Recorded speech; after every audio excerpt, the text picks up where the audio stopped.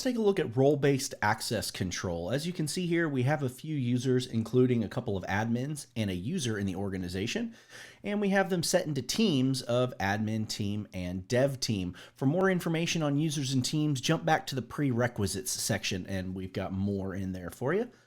So if we jump into our projects and we go into central configuration here, we see that we have a few sections all set up.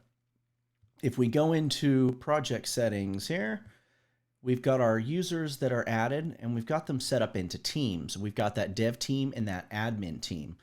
So if we come through here inside of central config and we add our dev team, we can see that we've got a few different roles here: viewer, planner, deployer, and admin.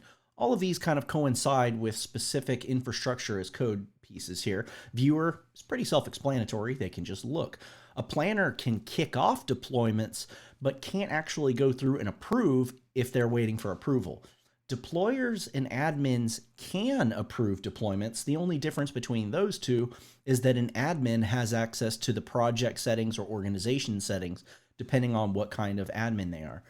For this, let's go ahead and give the dev team planner access. Let's give the admin team admin access here. You know what? Let's make it deployer access so we can show specifically what's going on here. And let's go ahead and apply that. And if we jump over here, we're actually logged in as David the developer. Let's go ahead and refresh those settings here.